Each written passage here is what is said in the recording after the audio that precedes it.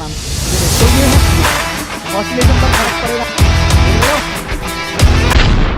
ज्यामितीय प्रकाशिकी में सबसे पहले हम क्या पढ़ते हैं? परावर्तन।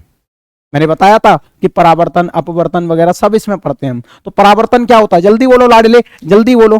परावर्तन बहुत आसान है, डेफिनेशन वेफिनेशन कोई चक्कर नहीं याद करने का, बस यहां पे समझो। ये एक लाइन आएगी और ये लाइन कौन सी है? किरण है ये, जिसको बोलते हैं हम आपतित किरण, IR, इंसिडेंट्स रे। मैं लिख देता हूं, इस रे को क्या बोलेंगे? इस किरण को आपतित किरण। ठीक है, लिखो मेरे साथ, किरण। अब आपतित किरण जैसे ही किसी तल पर टकराती है, हो सकता है ये शीशा हो सकता है ये कोई भी ऑब्जेक्ट हो, ठीक है, तो जैसे ही यहां पर टकराती है, इसको क्या बोलेंगे? कोई भी वस्तु, चिकना तल हो सकता है, चिकना तल भी हो सकता है, कैसा भी हो सकता है, चिकना तल भी हो सकता है और खुरदरा भी हो सकता है, लेकिन अच्छा रिफ्लेक्शन जो हमें दिखाई देता है वो चिकने तल पे दिखाई देता है। तो आपतित किरण जैसे ही इससे टकराएगी, टकरा के वो वापस चली जाएगी, इसी को बोलते हैं रिफ्लेक्टेड रे, यानी कि परावर्तित किरण।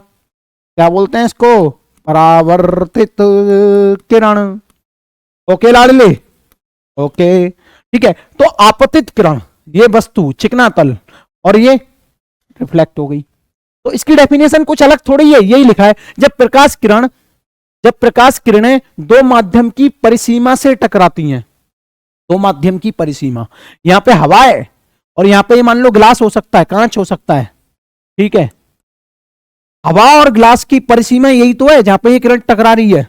तो ये कि नहीं है? ये बॉर्डर पॉइंट है भाई, ये बॉर्डर है, इसे आपतन बिंदु बोलते हैं। तो यहां पे यही लिखा है, जब प्रकाश किरणें दो माध्यम की परिसीमा से टकराती हैं तो प्रकाश का एक भाग उसी माध्यम में मुड़ जाता है। उसी माध्यम में मतलब जिस माध्यम से आ रहा है प्रकाश, उसी माध्यम में मुड़ जाता है, अंदर शीशे के नहीं घुसेगा। समझ में आया कि नहीं आया? अब होता क्या है लाडले, यहाँ पे दो लॉ आते हैं इसके, यहां से बीच में से एक लाइन खींच देते हैं, जिसको हम अविलंब बोलते हैं, विलंब नहीं अविलंब बोलते हैं। जल्दी सोच लो इसको, ये बीच में ऐसे क्यों बनाया? ये है ना, इस सरफेस के, इस तल के लंबवत बनाया जाता है, इसीलिए इसका नाम अविलंब है। अच्छा, ये वाला जो प्यारे एंगल होता है उसको बोलते हैं हम एंगल I, और ये वाला जो प्यारे एंगल होता है उसको बोलते हैं हम एंगल R। सही है कि नहीं है? तो परावर्तन के नियम होते हैं, आपने पढ़े होंगे क्लास 10th में।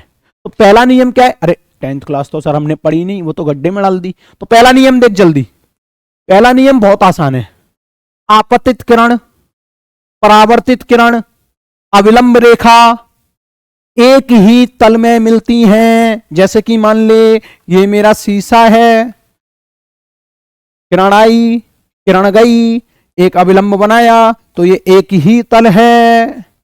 समझ में आया? अरे बोल हाँ, समझ में आया कि नहीं आया? तो कहने का मतलब क्या है? कहने का मतलब ये है कि यहां पे हम लिख सकते हैं आपतित, आपतित मतलब आने वाली, आपतित किरण, ठीक है, अविलंब रेखा, अविलंब रेखा, ये ऑब्जर्वेशन है भैया, ठीक है, लॉ, नियम का मतलब क्या है? ऑब्जर्वेशन, प्रूफ नहीं है। आपतित किरण, अविलंब रेखा एवं परावर्तित रेखा। अब देख रहे हो मेरी हिंदी थोड़ी थोड़ी सुधरती जा रही है ना? परावर्तित रेखा, ठीक है, ये तीनों एक ही तल में आपतन बिंदु पर मिलती हैं, आपतन बिंदु पर मिलती हैं। इन तीनों का मीटिंग पॉइंट एक ही बिंदु पर हो रहा है मेरे भैया, जिसका नाम है आपतन बिंदु, आपतन बिंदु। अब आप बड़े हो चुके हो, आपको ये सीखना पड़ेगा। एक है यहाँ पे एंगल I, एक है यहाँ पे एंगल R। तो जब किसी कांच के तल पर लेजर डाली जा रही होगी, मान लो हरी लाइट डाली जा रही है ऐसे, ठीक है, अब उसका एंगल बार बार इन्होंने चेंज करके देखा होगा, पहले बढ़ाया होगा फिर कम किया होगा, तो वो जब करके देखा तब पता चला कि जैसे जैसे एंगल I बदल रहा है वैसे वैसे एंगल R बदल रहा है। और फिर इनको जब नाप के देखा तो जितना एंगल I आता था उतना ही एंगल R आता था, जितना एंगल I आता था उतना ही एंगल R आता था, हर बार ऐसा ही हो रहा था। तो इन्होंने दूसरा लॉ दे दिया, दूसरा नियम दे दिया कि एंगल I और एंगल R बराबर होंगे। यही है दूसरा नियम। अब यहाँ पे एंगल आई क्या है, बहुत आसान है। एंगल आई क्या है, जिसको बोलते हैं हम आपतन कोण। आपतन कोण बताऊंगा क्या है। एंगल आर क्या है, परावर्तित, परावर्तन है, परावर्तन कोण। सही है लाडले। अब आपतन कोण और परावर्तन कोण क्या है? आपतित किरण और अविलंब रेखा के बीच का कोण आपतन कोण कहलाता है। परावर्तित किरण और अविलंब रेखा के बीच का जो कोण है उसे हम क्या कहते हैं? परावर्तन कोण कहते हैं। यहाँ पे सिंपल लिख भी सकते हो तुम, ठीक है, यहाँ पे लिख सकते हो एंगल आई क्या है, आपतन कोण, आप आपतित रेखा, ओके ओके ओके सही कर लो, आपतित रेखा तथा अविलंब के मध्य कोण। लिखो मेरे साथ, के लंब के मध्य कोण लिखो। एंगल आर क्या है ले, जल्दी बोल। आपतित की जगह क्या आ जाएगा? परावर्तित, परावर्तित रेखा तथा अविलंब के मध्य, बात खत्म। एंगल आई बराबर एंगल आर, ठीक है। आपतित किरण पता हो गई, परावर्तित किरण पता हो गई, इसे हम आई से लिखेंगे क्योंकि अंग्रेजी में इसे इंसिडेंट रे बोलते हैं और इसको रिफ्लेक्टेड रे बोलते हैं। आई आर का मतलब क्या है, यहां चिपका दे, आई आर इंसिडेंट रे, और आर आर का मतलब क्या है यहां अंग्रेजी में? Reflected ray. सही है, इसीलिए मैं लिखूंगा और बार बार यही लिखूंगा। आप आई का मतलब आने वाली, आर का मतलब जाने वाली, I R I R I I I I R, ठीक है। इधर देख चल। अच्छा, इसके ऊपर कुछ क्वेश्चन चटका देते हैं। हाँ पूछा है तो चटकाने पड़ेंगे। देखो वैसे तो आपसे मैं सिंपल क्वेश्चन पूछूंगा, पहले मैं बोलूंगा कि एक रेखा, आपतित रेखा इस तल पर टकरा रही है जो कि 30 डिग्री के कोण पर है, कहां से? अविलंब से। तो बताइए रिफ्लेक्टेड रे किधर जाएगी, कितने कोण पर जाएगी? उतने पे ही जाएगी, 30 पर, क्योंकि एंगल आई एंगल आर के बराबर है। पर अब आप हो गए हो बड़े, ऐसे प्रश्न पूछने का कोई फायदा नहीं है। अब हम पूछेंगे थोड़े अच्छे। मैं बोलूंगा कि एक आपतित किरण आई आर क्षैतिज में आ रही है, ध्यान से सुनना, कैसे आ रही है? क्षैतिज में आ रही है, और ये शीशा है, दर्पण, आ रही है आ रही है आ रही है, दर्पण से टकरा के वो सीधे ऊर्ध्वाधर चली जाती है, वर्टिकल चली जाती है रिफ्लेक्टेड रे। तो इस थीटा का मान बताइए। अब बताइए क्या होगा। तो देखो बताना कुछ नहीं है, अपनी तरफ से इस बिंदु पर नॉर्मल बना लो। नॉर्मल मतलब अविलंब बना लो। अब ये मिरर ऐसे है तो इसका अविलंब ऐसे होगा कि नहीं, 90 डिग्री का एंगल। सही बात है सर, मस्त बात है एकदम। तो 90 डिग्री का जब कोण बना के एक लाइन खींचोगे ऐसे, ये हो गई 90, ध्यान से सुनियो, और ये भी 90 है।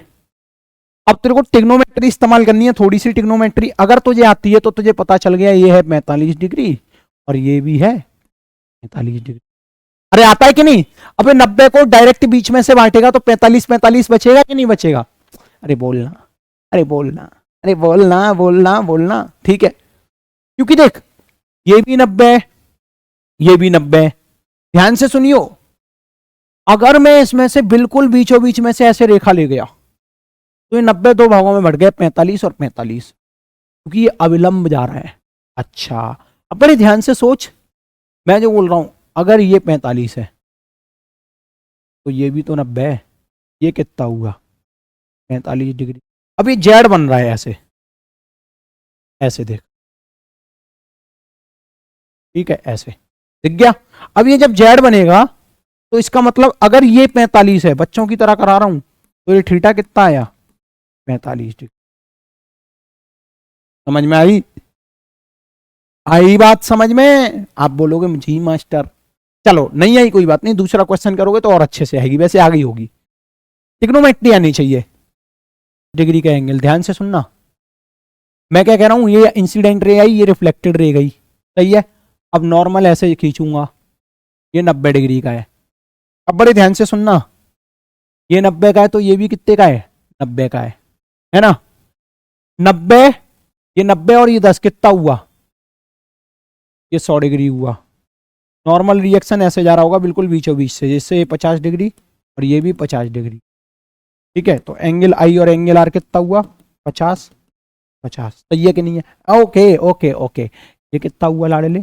50, ये भी कितना हुआ? 50। अब इस लाइन को थोड़ा सा पीछे की तरफ खींच ले, ध्यान से सुनियो, ध्यान से। हाँ, ये है आपकी क्षैतिज रेखा।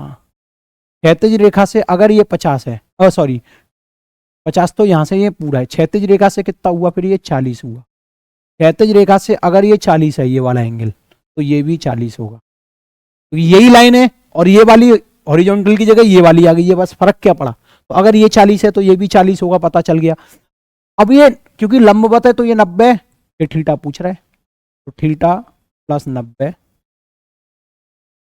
प्लस 40 इक्वल टू 180, और यहाँ से थीटा कितना आया? 50 डिग्री। बस इतनी ट्रिग्नोमेट्री आनी चाहिए। हो गया, आगे चलो, आगे चलो, आगे चलो। अगला प्रश्न देखो। हाँ, अगला प्रश्न देखेंगे तो वो दूसरे नियम के ऊपर है। तो अभी हमें एक चीज सीखनी पड़ेगी जो कि शायद आपने पहले कभी नहीं सीखी होगी और ना सीखते, दूसरे नियम का सदिश रूप। तो ये है, ऑसिलेशन पर फर्क पड़ेगा।